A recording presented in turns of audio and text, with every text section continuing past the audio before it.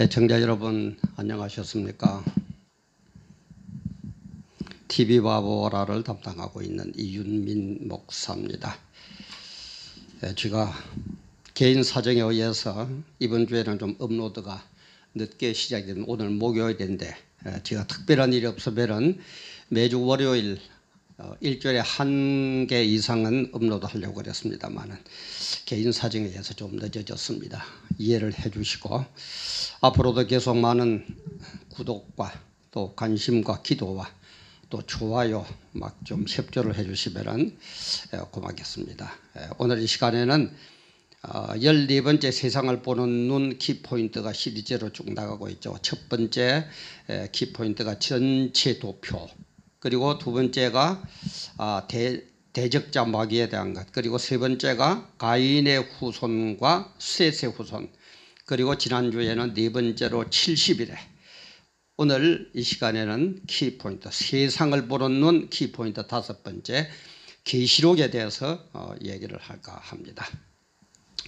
제가 또 시간을 아끼기 위해서 미리 도표를 했는데 제가 뭐 그림도 잘 못 그리고 또 글씨도 아주 악필입니다. 이해를 해 주시고 봐주시면 고맙겠습니다. 뭐든지 제가 늘 강조합니다만은 우리가 공부를 해도 그렇고 세상살이도 그렇고 뭐든지 원리를 이해를 하면은 별게 아니에요. 근데 원리를 모르고 자꾸 하나하나 이해를 하려고 그러면은 참 머리 없습니다. 그래서 제가 전에도 얘기 드렸지만은 프로들은 원리를 이해하고 아마추어들은 사례를 외운다 이런 말이었습니다. 원리만 알면 별것 아니에요. 1+1은 2라는 원리만 알면은 무슨 숫자를 갖다 놔도 답을 냅니다. 그죠? 그 외우는 사람 아무도 없죠. 1 나누기 1은 1이라는 것을 원리를 아는 사람은 어떤 나누기 문제를 갖다 놔도 다 맞춥니다. 그거 역시 다 외우는 사람 아무도 없어요. 마찬가지예요. 무슨 공부든지 일단은 원리를 이해를 하고 그리고 난 다음에 또 외울 거, 물론 외울 게 통 없는 건 아니죠. 외울 거는 외우면 됩니다. 그래서 먼저 외우려고 그러지 말고 이해를 해라. 공부고 성경 공부고 뭐고 다 똑같습니다. 세상 공부나 성경 공부나 똑같습니다. 그런데 이 계시록을 하면서 몇 가지 원리를 우리는 알아둬야 돼요. 처음에 이해가 될 것은 손 2단 이렇게 했습니다만은 계시록은 손만 대면은 2단이다. 그래서 상당히 보수적인 교단일수록 계시록에 아예 터치를 안 합니다. 이게 문제예요. 그러면서 예를 드는 게 칼빈도 루터도 풀지를 못했는데 해석을 못했는데 네가 뭔데 감히 네까지 뭔데 감히 손을 대느냐 계시록을 풀려고 그러느냐 그러면 이단이 된다 이런 식으로 하는데 안 그렇습니다. 푸는 이 계시록을 푸는 원리는 어느 때 무슨 징조 두 가지예요. 어느 때 무슨 징조. 그래서 마태복음 24장, 누가복음 13장, 누가복음 21장, 마가복음 13장 예수님께서 종말의 징조를 얘기하실 때에 똑같은 얘기가 뭡니까? 어느 때 무슨 징조가 일어나겠습니까? 그랬습니다. 어느 때 무슨 징조, 어느 때 영적으로, 무슨 징조 육적으로. 그래서 칼빈과 루터 시대에는 이 어느 때 무슨 징조 이게 일어나지를 않았기 때문에 풀지를 못해서 이 도대체가 뭐냐. 한국에도 그 유명 어느 목사님 또 뭐 가는 것 같아서 제가 얘기를 안 하겠습니다만은 뭐 5,000번인가 뭐 계시록을 읽어도 도저히 모르겠다고 고백한 목사님이 계시죠. 아주 유명한 목사님이에요. 지금은 소천하셨지만은 원리를 모르면 그렇습니다. 원리를 알면 괜찮아요. 그리고 제가 늘 얘기하지만은 계시록뿐만 아니라 창세기든 뭐 마태복음이든 뭐든 성경대로 안 하면은 그게 뭡니까? 그게 바로 이단이고 성경대로 하면은 그거는 절대 이단이 아니에요. 그걸 우리는 알아야 됩니다.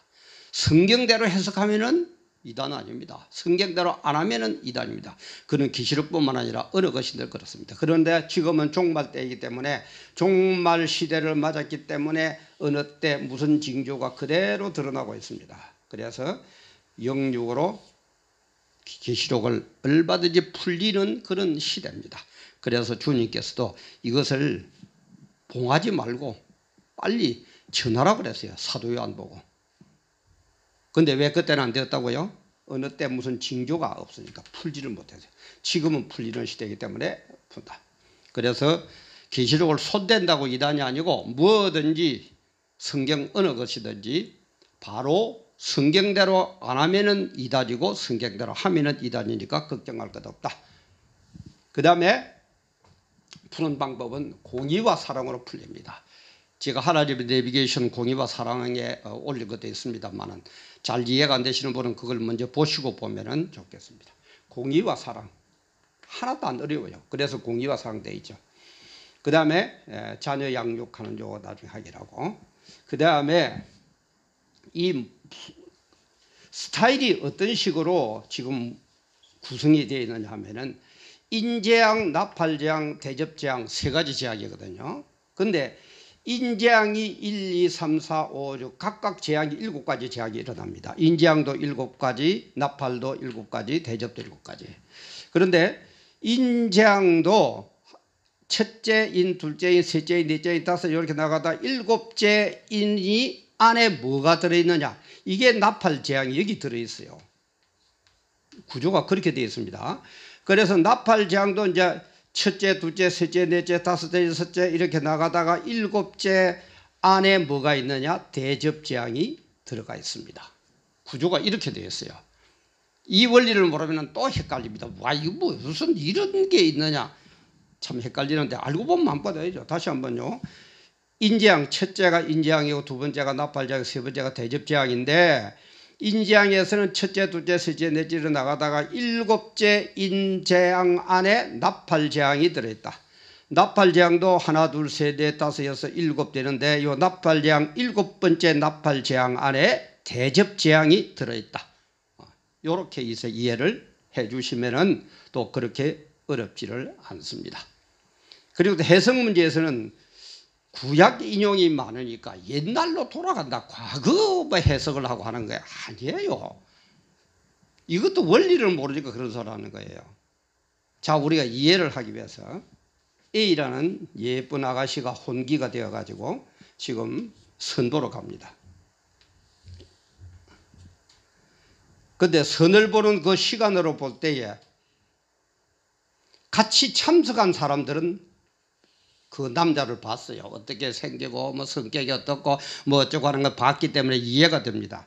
그런데 선보러 가지 않은 이 사람들은 안 봤기 때문에 그죠. 경험을 안 하기 때문에 그 남자를 몰라요.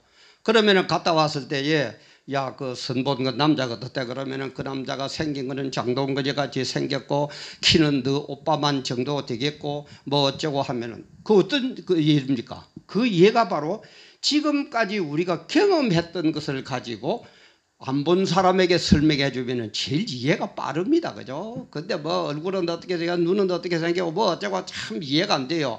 그러나 얼굴로 전체적으로 장동건이처럼 잘생기고 키는 너 오빠 키만큼 되고 뭐 이런 식으로 하면 금세 이해가 되죠. 그래서 요한이 이것을 쓸 때도 이스라엘 민족이 경험한 걸 얘기를 해줘야 돼요. 그죠? 근데 AD 90 몇 년인가 이 계시록에 쓰였다고 보는데 그때의 신약 시대의 사건은 AD 90 몇 년이니까 아직 100년도 채 안 됐어요. 그러나 구약은 뭡니까? 구약 시대의 모든 일들은 이스라엘 민족이 수천 년간 경험을 했거든요. 그러니까는 앞으로 일어날 그 일을 설명해 주기 위해서는 우리 삶에서 역사에서 경험했던 그러면 이해가 빠르다 이 말이에요. 그런데 목적은 뭡니까? 앞으로 일어날 그 일에 대해서 설명하기 위해서 과거의 경험담을 얘기하는 것이지 과거로 돌아가 가지고 과거식으로 해석하라고 얘기를 하는 겁니까? 아니에요. 이것도 원리를 모르니까 엉뚱한 소리 하고 앉아 있어요. 그래서 구약 인용이 많을 수밖에 없습니다. 신약 인용은 100년도 안 되는데 뭘 인용할 게 그러겠어요. 그죠? 그래서 구약 인용이 많을 뿐이지 그걸 해석은 과거로 하지 말고 미래로 하는데 과거에 너 이렇게 했지, 응? 앞으로 너 신랑감 보니까 장동건이처럼 잘생겼더라, 이런 경험한 사람들에게는 이해가 금세 되잖아요. 그래서 구약 인용이 많다. 그리고 전천년설이냐 후천설, 이건 뭐 조금 학적입니다만 여러분들이 뭐 모르셔도 괜찮겠지만은 뭐 얘기하면 이거는 전천년설이 맞습니다. 이 천년설이라는 거는 뭐냐면은 이 천년왕국이 있는데 예수님이 재림을 하시죠. 그죠? 재림을 하시는데 재림을 하시고 나서 천년왕국이 있느냐, 천년왕국이 있고 나서 재림이 있느냐 이 말이에요. 근데 성경적으로 보면은 여기도 나오지만은 19장에 주님이 재림을 하고 20장부터 22장까지 천년왕국이 기록되어 있습니다. 그럼 보세요. 재림을 하고 나서 천년왕국이니까 천년왕국보다 앞에 재림을 하죠. 그래서 전천년설이에요. 전천년설. 근데 후천년설은 난 뭐 때문에 일어났는지 모르겠어요. 그리고 이제 무천년설은 아니다, 전체적이게 전부 다 막 이렇게 얘기를 하는 건데, 물론 성경 전체로 볼 때는 전부 무천년이 아니라 무시대설을, 저는 그렇게 봅니다. 왜? 하나님은 시공을 초월하는 분이니까 창세 전이나 천년왕국 때나 천년왕국 후에 영원왕국 때나 그 시공을 초월해버려요. 그러니까 무연대설이라고 그럴까요? 그게 맞아요.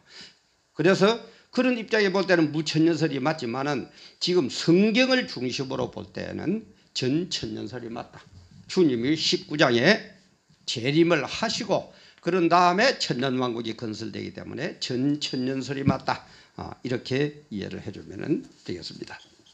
자, 그러면은 지금부터 들어가기 전에 아까 제가 얘기했던 것이 공의와 사랑입니다. 공의는 하나님이 반드시 이루어야 하는 겁니다. 반드시 이루어야 하지만은 또 뭡니까? 사랑도 동시에 일어나야 돼요. 그게 공의와 사랑이에요. 그게 십자가 사건이라고 했죠. 죄 지은 사람 다 죽는다? 전부 다 죽여야 돼요. 자기 아들도 죽여야 돼요. 공의는 이루어졌어요. 그럼 하나님의 사랑은 어디 갔습니까? 다시 살려 죽어야 돼요. 그게 사랑이라고 그랬죠. 그죠? 그래서 십자가 사건이 공의와 사랑의 절정이다 그랬습니다. 다시 얘기합니다. 잘 이해가 안 되시는 분은 하나님의 내비게이션 공의와 사랑 올라 있으니까 한 번 더 보시면 되겠습니다. 그런데 공의와 사랑이면서 외갓집에 가는 걸로 제가 비유를 들어서 설명을 하겠습니다. 자, 한번 보세요. 자녀를 기릅니다. 저도 어렸을 때 그런 기억이 있는데 외갓집이 저도 한 30리 정도 떨어지는 곳이었어요. 아침밥 먹고 엄마와 손잡고 외갓집을 향해 갑니다. 그게 보통 힘듭니까? 어린애가 30리길을 걸어보려고 그래요. 보통이 아니에요. 그래서 하나님께서도 이런 공의와 사랑을 가지고, 자, 외갓집으로 비유를 하자면 반드시 외갓집에 가야 됩니다. 그죠? 가야 외할머니도 만나고 외할아버지도 만나고 맛있는 것도 먹고 재미있게 놀고, 그죠? 그런데 가려고 그러니까 너무 힘들어요. 하나님의 또 어떤 사랑이 없이는 못 갑니다. 엄마의 사랑 없이는 외갓집에 못 가요. 그래서 공의와 사랑으로 외갓집 가는 걸 비유를 했다. 차차하면서 얘기를 합시다. 그 다음에 우리가 자녀 양육할 때도 왜 지금 이 시대에 기록이 중요하냐면은, 자, 우리의 자녀가 있는데 80평생을 산다고 합시다. 어릴 때는 뭡니까? 어쨌든 잘 먹고 잘 싸고, 그죠? 똥 잘 누고 오줌 잘 누고 소화 잘하고 턱 크는 거, 건강하게 자라는 거, 아무 병 없이 자라는 거, 그게 최고의 가치입니다. 그래서 얘가, 내 아들이 어릴 때는 어떻게 하든지 잘 먹고 잘 자라고 건강하게 할 겁니다. 그 다음에 초등학교, 중학교 때 들어가면은 건강하게 공부 잘하는 게 최고입니다. 그죠? 그때는 자연적으로 얘야 공부해라 이거 강조할 수밖에 없어요. 그리고 사회인이 되고 나면은 또 좋은 부인감 만나고 뭐 직장 생활 잘하고 돈 잘 벌고 뭐 어쩌고 이렇게 될 겁니다. 그죠? 그러다가 이제 우리 나이 저처럼 이렇게 나이가 들면은 이때는 건강이 최고더라고요. 또 건강히 해라 뭐 어쩌라 어쨌든 뭐 100%라 뭐 어쩌라 이렇게 되어봅니다. 강조점이 각기 그때 다릅니다. 그러나 전체적으로 볼 때는 뭡니까? 잘 자라고 잘 배우고 훌륭한 사람이 되고 사회를 위해서 공헌하고 뭐 봉사하고 베풀고 이렇게 훌륭한 지도자가 되는 것, 이게 전체일 겁니다. 주님도 마찬가지예요. 우리가 이 전체적인 성경 역사를 볼 때는 창세기 때는 뭡니까? 생육번성이에요. 그죠? 그걸 강조하는 거예요. 그 다음에 출애굽하고 나서 어떡합니까? 어떻게 하든지 가나안 정복을 하고도 그걸 광야를 건너가는 거예요. 그리고 정복하고 나서는 뭡니까? 어떻게 하든지 다스리고 지배하면서 예배 잘 보는 거. 그죠? 그리고 신약 시대는 예수님. 그 다음에 지금은 종말 시대이기 때문에 앞으로 이 종말이 어떻게 될 건지에 대해서 강조할 수밖에 없습니다. 그러니까 지금은 뭡니까? 엄밀한 의미에서는 계시록이 가장 강조되어야 될 그런 시기예요. 우리도 제가 설명했죠. 그러나 전체적으로는 뭡니까? 창세기 때나 계시록 때나 뭐 마태복음 때나 예수 잘 믿고, 그죠? 주의 제자로서 삶을 잘 살고 복음 전하고 그래서 천국 가자, 이거 아닙니까? 그죠? 전체적으로는 그렇지만은 그때 그 시대마다 강조하는 점이 좀 다를 수밖에 없다. 그래서 지금은 종말이기 때문에 사실은 계시록을 모른다는 것은 말도 아닙니다. 그런데 이단들은 지금 계시록 가지고 전부 미혹하죠. 전부 다. 대직자는 그렇습니다. 알아요.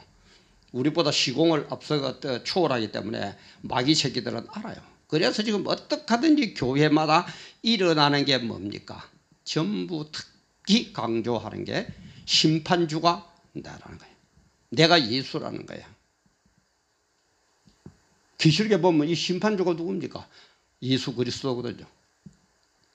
이런 걸 우리는 알아야만이 대처를 할 수 있고 어떻게 할 수 있지. 만날 공자왈 맹자왈 하듯이 그런 식으로만 해서는 지금 안 되는 때입니다. 그래서 이 자녀 양육할 때에 강조점이 다르듯이 전체적인 것하고는 전부 연관이 됩니다. 따로따로가 아니에요. 뭐 따로따로가 아니고 전부 연관이 되는데, 그러나 그때 나이 따라 어릴 때, 초등학교 때, 중학교 때, 고등학교 때, 사회인 됐을 때, 뭐 나이 많았을 때 다 강조하는 게 다르듯이, 그러나 그 전체는 그 사람의 일생으로 전부 연결이 되죠. 계시록도 그런 의미에서 지금은 사실은 종말을 맞았기 때문에 계시록이 가장 중요하다 이 말이에요. 가장 중요하다 이 말이에요. 그리고 또 계시록 하면서 하나 주의할 것은 결국은 세상은 마귀와 하나님, 성령과의 싸움입니다. 그렇죠? 그래서 마귀는 싸우기 위해서는 처음에는 뭘 등장합니까? 에덴 동산 때는 뱀으로 등장하죠. 예수님 때는 독사의 새끼들아, 독사로 됩니다. 종말 때는 용이에요. 갈수록 어마어마하게 힘이 강해집니다. 예사로 지금 하면 안 돼요. 그래서 이 마귀는 뭘 어떻게 합니까? 적 그리스도를 부려먹습니다. 그 다음에 적 그리스도 밑에서 또 충성봉사하고 같이 협조하고 미혹하는 게 뭡니까? 거짓 선지자들.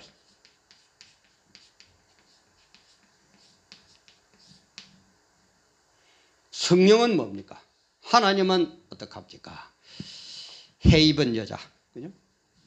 해 입은 여자. 즉 그리스도를 우리는 캐토릭으로 봅니다. 그죠? 이단 캐토릭으로 보는데, 해 입은 여자는 뭡니까? 참교회. 그 다음에 거짓 선지자들과 같이 이것들을 미혹하는, 이것과 맞서서 싸우는 게 두 증인들이에요. 이렇게 구조가 되어 있습니다. 자, 다시 한번요. 마귀는 적 그리스도 밑에 거짓 선지자들, 성령은 해 입은 여자, 적 그리스도는 이 참 교회를 대적하는 우두머리거든요. 그걸 우리는 캐토릭, 교황 이렇게 봅니다. 여기에 대한 건 다시 하기라고. 또 이러면은 아마 또 캐톨릭에 나가시는 분들은 어쩌고 저쩌고 또 그럴 수가 있는데 사실 성격이 그렇게 되어 있기 때문에 제가 그 얘기를 안 드릴 수가 없습니다. 그건 다시 다음 시간에 캐톨릭하고 뭡니까 이스라엘에 대한 얘기를 다음번에 업로드하겠습니다. 그리고 헤이븐 여자 참교회 그 다음에 참교회에서 두 증인들이 그죠?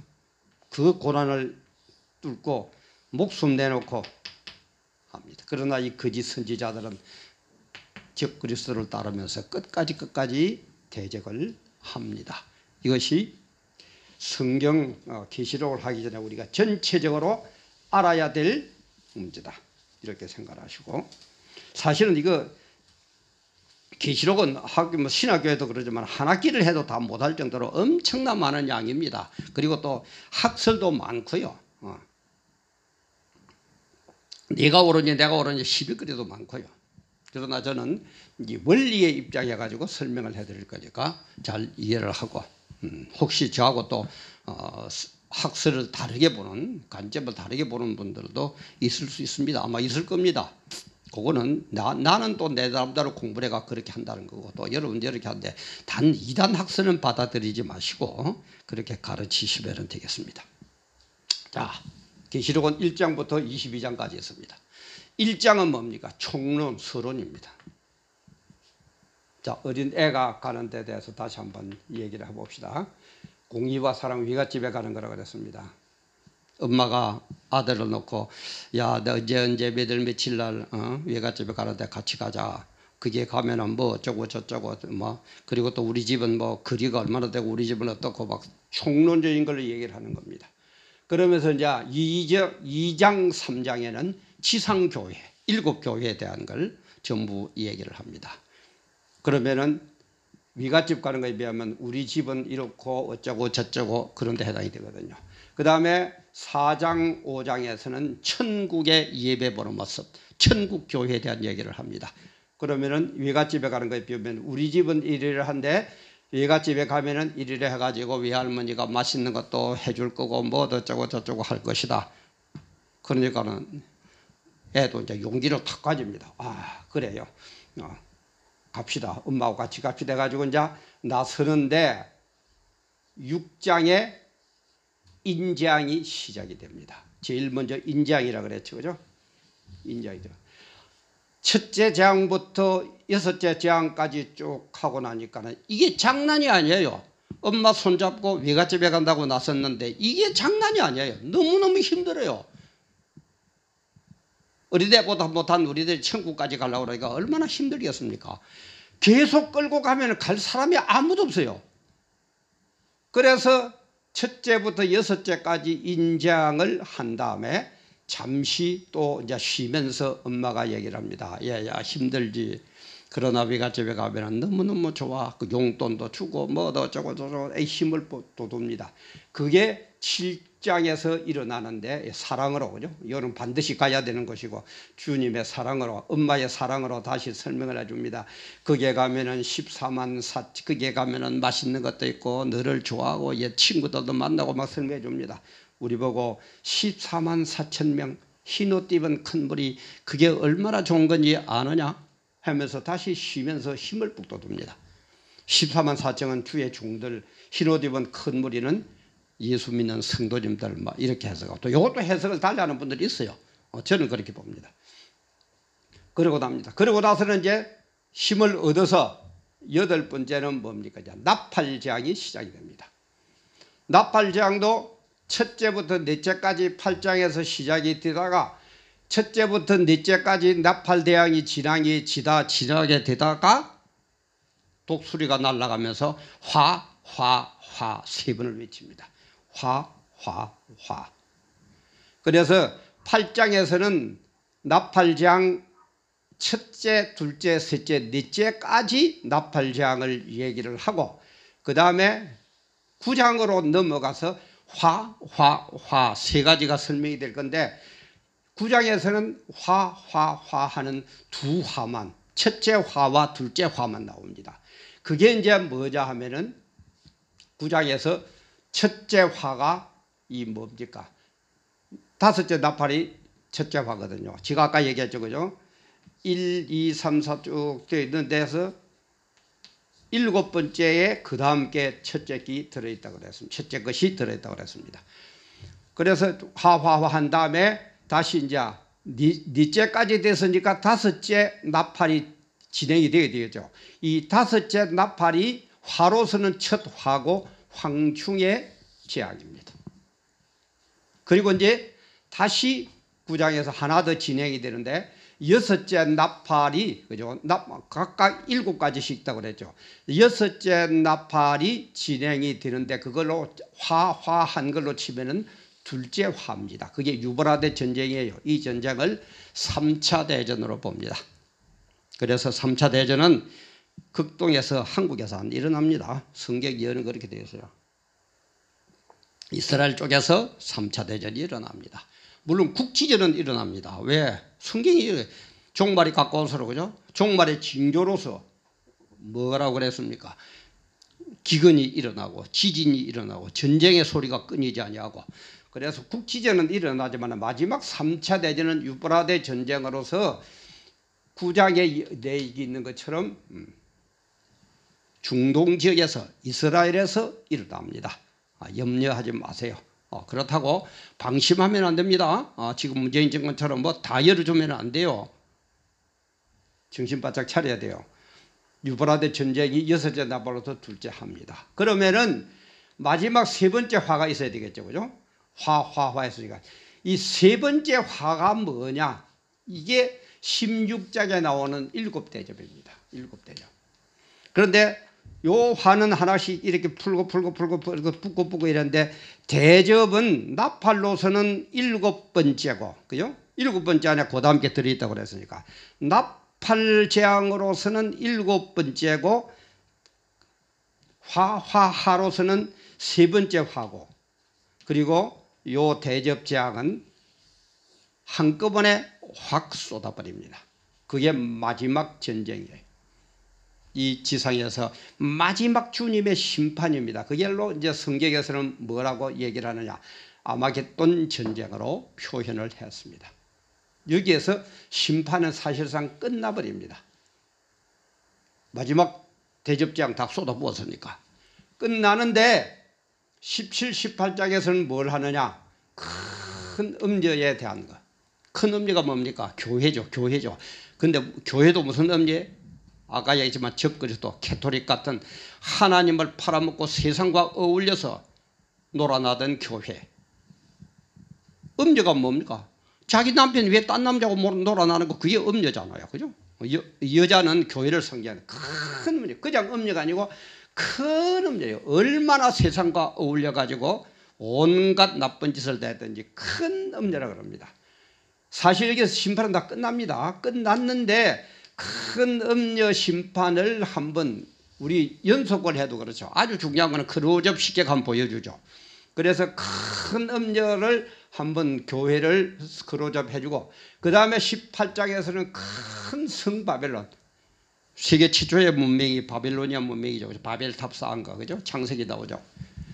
큰 성 바벨론, 이 세상 주님을 대적하고 먹고 마시고 시집가고 장가가고 세상에 그렇게 좋다고 그 까불던 그 인간에 대한 세상적인 것에 대한 큰 성 바벨론을 한 번 더 클로즈업 시킵니다. 큰 음녀와 큰 성 바벨론을 클로즈업 시켜줘. 여기서 끝났지만 클로즈업 시키고 나서 19장에 주님이 재림해가지고 천년왕국을 세웁니다. 자, 흐름이 좀 앞으로 가버렸는데, 그래서 이렇게 하다 보니까 이제 화해가 둘째 화까지 얻어맞고 나니까 이 진짜 죽겠어요. 진짜 외갓집이고 뭐고 막 다리가 못 가겠어요. 그래서 이제 마지막으로 주님이 다시 우리에게 사랑을 베풉니다. 엄마가 다시 아들을 앉아가지고 물도 마시게 하고 새참도 먹게 하면서 힘을 돋아줍니다. 그게 이제 10장부터 15장까지. 10장은 뭐냐? 작은 책. 작은 책이 뭐냐? 이게 계시록이에요. 작은 책을 먹어라. 그래야 힘이 돋는다. 계시록이 얼마나 중요한가, 이 심판이 얼마나 중요한가를 우리에게 보여줍니다. 그리고 11장에 넘어가면 별의 비밀. 별이 뭡니까? 주의 종들이죠. 주의 종들이 얼마나 중요하냐는 걸 보여주고, 그 다음에 12장에 가면 촛대 비밀. 촛대가 뭡니까? 교회죠. 그죠? 촛대를 옮기지 말아요. 교회가 얼마나 중요한가를 얘기를 해주고, 그 다음에는 13장에 가서는 너희들을 대적할 적 그리스도, 아까 얘기했죠. 적 그리스도. 그죠? 악령들이 지배하는 적 그리스도, 그것이 어떻다는 비밀을 보여주고, 그 다음에 14장에 가면 14만 4천 영광스러운, 천국에 가면은 이렇게 영광스러운 모습으로 변할 것이다. 외갓집에 가면 이렇게 기분이 좋고 맛있는 것도 먹고 할 거다라는 걸 보여줍니다. 그리고 나서 15장에서는 예비처를 보여줍니다. 외갓집을 다시 한번 싹 보여줘요. 여기에서 우리가 휴거가 일어납니다. 휴거도 일어나기 전에 마지막 대장 다 뿌려버리면, 대접 재앙 뿌려버리면 살아날 사람 아무도 없어요.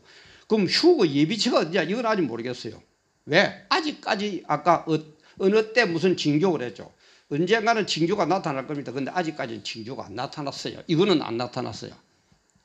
그럼 입 다무세요. 지가 늘 얘기하지만 하나님 입 다물고 있으면 입 다물고 있으세요.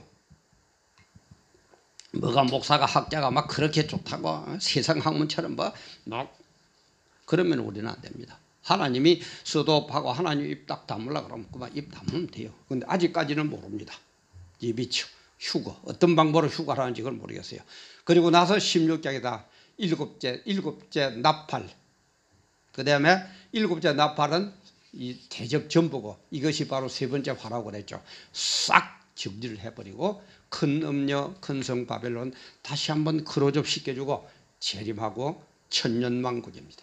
근데 여기에서 이제 곡과 마곡의 전쟁을 마지막으로 이제 백보자 심판인데, 천년왕국에서도 또 심판이 있느냐, 그런 얘기들이 참 많은데 저는 성경적으로 볼 때는 있다고 봅니다. 왜냐하면 제가 제일 처음에 도표 시간에 얘기했죠. 그죠? 이런 식으로 해가지고 열 십자 있고, 그죠? 에덴 동산 시대, 천년왕국. 근데 에덴 동산 때는 물론 하나님이 계셨지만은 예수 그리스도가 태어나기 전이거든요. 예수 그리스도가 태어나서 지배하기 전에 우리는 타락을 당했습니다. 마귀와의 싸움에 졌습니다. 그런데 천년왕국에서는 주님께서 재림해가지고 주님과 함께 왕노릇하기 때문에 똑같은 시험이 오더라도 주님이 계시기 때문에 승리한다는 걸 보여줘야 됩니다. 그래서 저는 여기에서 천년왕국에 여기에서 곡과 마곡절, 이걸 이제 백보자 심판으로 표시가 되어 있는데, 백보자 심판이 있어야 된다고 봅니다. 그래야 바란스가 맞잖아요. 그죠? 제가 얘기했죠. 예수 그리스도가 없을 때의 시험, 예수 그리스도가 있을 때의 마귀와의 전쟁, 이걸 보여주기 위해서 마지막으로 이렇게 되어 있다. 그래서 이 재앙은 인재앙, 나팔장, 대접장, 전쟁은 유프라데 전쟁, 그 다음에 아마겟돈, 요 마지막 심판하는 거, 아마겟돈 전쟁, 그리고 곡과 마곡 전쟁, 20장에 나오는 곡과 마곡 전쟁, 이렇게 되었습니다. 이렇게 설명해도 사실 처음 들어보시는 분들이나 간부들은 참 어렵다 그럴 거예요. 어렵습니다. 맞습니다. 20년, 30년간 연구를 해도 안 되고, 뭐 유명한 목사님이 뭐 5,000번을 읽어도 모르겠다고 그러는데, 그죠? 어려운 겁니다. 근데 제가 연구를 하고 액기스를 뽑고 하면은 이런 식으로 하면은 될 것 같은데, 글쎄요. 뭐 여러분들이 어떻게 지금 느껴지는지는 잘 모르겠네요. 근데 제가 아는 분 한 분, 서울에 한 분 있는 목사님께서 자꾸 만날 그분도 계시록에 대해서 굉장히 관심이 많아가지고 막 유명한 계시록 강의에는 다 다니시던 분이에요. 근데 그 목사님이 사실 이해를 못하겠다고 내한테 물어봐요. 그래서 이게 사실은 이걸 지금 요 도표를 지금 만들어 놓은 게 있거든요. 저는 이제 처리되어 있는데 제가 뭐 인터넷에 어떻게 보내드리는 방법도 모르겠고, 그래서 여기에 요 철대로 해놓은 게 지금 요겁니다. 근데 이걸 일단 인터넷으로 내가 보내줄 테니까 뽑아봐라 그러겠냐. 뽑아가지고 그래서 내가 설명을 해주세요. 이런 식으로 공의와 사랑이 외갓집 가는 걸 예를 들면서 이렇게 진행이 된다. 그러니까 그 다음부터는 이제는 알겠다고 그러면서 뭐 다시는 뭐 전화로 가지고 뭐 계시록 묻지는 않아요. 물론 그분은 목사님이고 하니까 금세 뭐 또 계시록을 많이 들어봤고 많이 연구를 했기 때문에 요 얘기대로 이거구나 하고 팍 감이 오는데 이 계시록도 뭐 교회에서 잘 안 들어본 분들이나 계시록에 대해 특별히 관심도 없는 분들이나 이런 분들은 이 얘기라도 이게 무슨 말인지 그래도 뭐 잘 이해가 안 되시는 분들이 아마 많을 겁니다. 그만큼 계시록 사실은 어렵습니다. 어려워요. 그러나 아까도 얘기했지만은 지금 때가 어린 애를 자녀 양육처럼 그런 시기적으로 볼 때는 지금 계시록을 해야 된다. 계시록을 모르면은 안 되는 그런 시대입니다. 제일 지금 종말 때는 제일 중요한 게 심판이거든요. 물론 전체적인 건 아까도 얘기했지만 전체적으로는 다 연결이 됩니다만은 그때 그죠? 어린 애 때, 초등학생, 중학교 때, 고등학교 때, 청년 때, 뭐 젊었을 때, 직장인 때, 나이 많고 은퇴했을 때 다 다르죠, 그죠? 강조점이. 그러다 전체적으로는 다 연결이 되는 거예요. 이 성경도 마찬가지입니다. 창세기 때, 그 다음에 뭐 출애굽 때, 무슨 때, 뭐 서신시대 때, 지금 뭐 이렇게 보면 전부 다 다르거든요. 강조점이 다르지 전체적인 거는 똑같습니다. 전체적인 거는 서로 연결이 돼야 됩니다. 그렇게 하시고 이걸 제가 이렇게 했습니다만 이걸 가지고 뭐 몇 시간을 할 수도 없고 우선 계시록은 이렇게 되어 있다 하는 걸 하시면서 앞으로 제가 이제 얼마 안 남았는데요. 계시록하고 이제 캐톨릭과 이스라엘 그다음에 인간의 투에 대해서 하고 나서는 세상에서 일어나는 일들과 우리의 삶에서 연결을 시키면서 답을 세상적인 사람들처럼 세상에서 얻는 게 아니고 내 머릿속가 얻는 게 아니고 주님께서 어떻게 하라는 대로만 우리는 하면 돼요. 아까 얘기했지만 이게 그죠? 이 예비처 아직 몰라요. 아직은 안 나타났어요. 그러나 주님께서 예비하신다고 그래서 이게 예비할 겁니다. 휴거시킨다 그러게 휴거시킬 겁니다. 딴 거 없어요. 하나님의 은혜로 이기는 거예요. 뭐든지 이 세상에서 숨 쉬는 것도 하나님의 은혜, 이 세상에 직장생활 하는 것도 하나님 은혜, 이 세상에서 건강한 것도 하나님 은혜, 죽고 나서 천국 갔던 것도 하나님의 은혜, 모든 게 하나님의 은혜예요. 하나님의 은혜로 가고 이런 현상들을 16장에 이것을 면하게 되고 우리는 천국 가게 된다 이 말이에요. 그래서 언제든지 십자가의 예수 그리스도 이것을 심판을 주재하는 분들은 성경 전체를 보면 예수 그리스도거든요. 하나님께서 예수님에게 다 맡기거든요. 그래서 예수 절대 놓치지 마세요. 돈은 놓쳐도 괜찮습니다. 건강은 놓쳐도 극단적인 말로 괜찮습니다. 왜? 그거 주고 봐야 예수님 붙들면 천국 가서 영생복만 누릴 거니까. 그러다 절대 예수는 놓치지 마세요. 예수는 놓치지 마세요. 지가 늘 강조하는 게 그겁니다. 오직 예수, 오직 예수, 오직 예수. 꼭 붙잡으시고 승리하시고 그리고 이런 문제점들은 이런 것의 적용은 그때그때 하면서 다시 하겠습니다만은 아마 어려울 겁니다. 지금 여러분 무슨 말인지 그죠? 자꾸 리와인드 시키면서 다시 보고 다시 듣고 다시 듣고 다시 듣고 그렇게 해주세요. 그러면은 조금 그럴 갈 겁니다. 그래서 정말 이 모든 것은 예수님이 주관하시고 예수님이 심판하신다. 그래서 우리는 오직 예수님만 붙잡고 예수님 하라는 것만 하고 하지 말라는 것만 하지 마세요. 그러면 됩니다. 자꾸 머리 쓰고 그래 좀 하지 마세요. 극단적으로 이 자리에 예수님 너 죽어라 그러면 죽으세요. 그게 순교입니다. 이거 하세요. 그럼 나하고 덕이 되고 안 되고 그게 문제 아닙니다. 알량한 머리 쓰지 마세요. 그냥 하지 말라 그러면 예 알겠습니다. 해라 예 알겠습니다. 신앙은 그 두 개뿐이에요. 뭘 그리 복잡하게 합니까? 그래서 이 계시록을 통해서 종말의 이 모든 현상 천국 가기 위해서는 이런 거 있다. 그래서 이런 것 때문에 얼마나 어렵습니까? 그죠? 그래서 주님도 천국 가는 길은 협착하고 좁은 길이고 많은 사람들이 그 길을 안 간다고 그랬어요. 깨달은 자만 가는 겁니다. 깨달은 자만. 그래서 요즘 유튜브 너도 나도 많이 하는데 유튜브도 그렇죠. 세상적인 거 굳이 짤짤한 그런 거 하면은 금세 확 올라와요 구독자. 그러나 저는 목사인데 복음 전하기 위해 뭘 하라는 얘기입니까? 지금 쌀 장사를 하겠습니까? 배추 장사를 하겠습니까? 안 그래요? 사람 없어도 되잖아요. 많이 안 봐줘도 괜찮습니다. 제가 시작할 때는 10만 명 꿈꿨는데 아예 지금 10만 명은 안 될 것 같아요. 뭐 저는 제 나름대로 하는 대로 할 뿐입니다. 10만 명 하나님 주시면 10만 명, 한 사람 보내주시면 한 사람, 그분들 잡고 같이 손잡고 연구하고 종말의 현상을 보면서 서로 위로하고 기도하고 그래서 천국 가서 영생복락 누리는 것보다 더 가치가 뭐가 있습니까? 그렇게 해나갈 겁니다.